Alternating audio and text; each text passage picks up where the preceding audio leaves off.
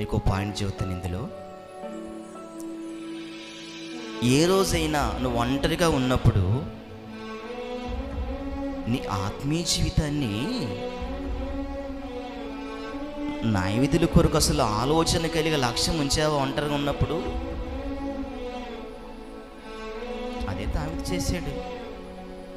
ఏం చేశాడు ఆయన న్యాయవిధుల కొరకు లక్ష్య పెట్టాడంట మనసారా అని తెలుసుకోవడానికి ప్రయత్నం చేస్తున్నాడు ఆయన. మరి నువ్వేం ప్రయత్నం చేస్తున్నావు తెలుసుకోవడానికి లోకాన్ని? అంతే కదా, ఆలోచన చేస్తే. ఆయన అడిగిన దాంట్లో అర్థం ఉందండి. ఏమని తెలుసా? ఈ జీవిత యాత్రలో నేను ఈ న్యాయవిధులను పాటిస్తానయ్యా, నేను ఈ మాట మీద లక్ష్యం ఉంచుతున్నానయ్యా, కనుక నేను ఆయన కట్టడాలను తోసివేసిన వాడను. ఈ మాట విశ్వాసులు ఇప్పుడు చెప్పలేరండి. వాస్తవానికి ఈ మాటకి విశ్వాస అరుగుడు ఇప్పుడు కాలేకపోతున్నాడు. ఇందులో ఒక పాయింట్ చెబుతా, గుర్తుపట్టండి. నీకు మాట చెబుతానే, నీ ఆత్మీయ జీవితంలో ఎక్కడ దేవుని మాటను తోసివేస్తా తెలుసా నీకు? అసలు ఏమైనా నువ్వు అనుకుంటున్నావు కరెక్ట్గా ఉన్నాను అని,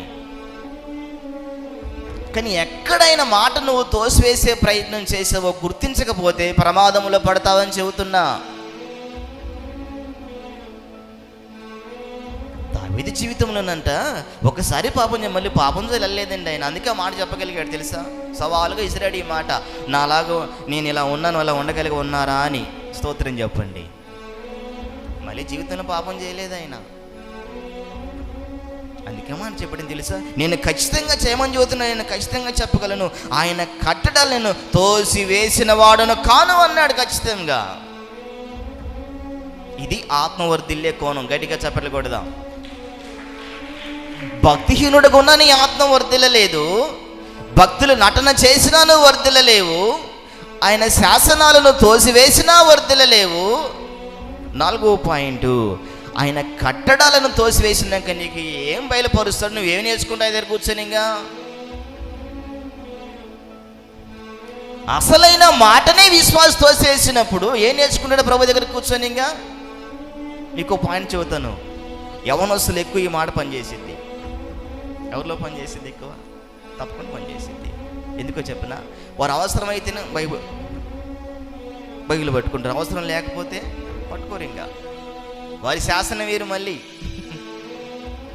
అంతే కదా తమ్ముడా? హల్లెలూయా. వారి శాసనాలు వేరండి.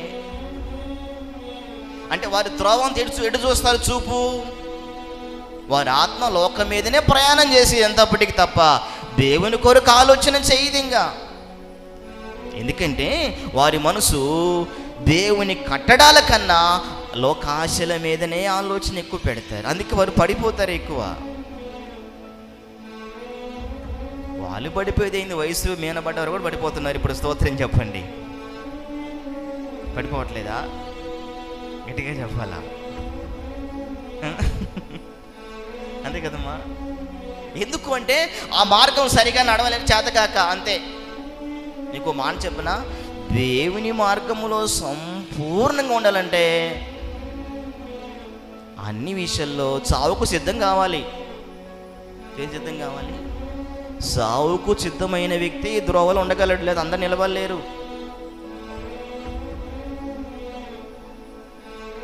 ఏదో కొద్ది రోజులు మీకు తెలిసిన భాషలో ప్రార్థన చేసుకొని, నీకు నచ్చిన కోణములు ఆరాధన చేసుకుని, ఇది భక్తి కాదు.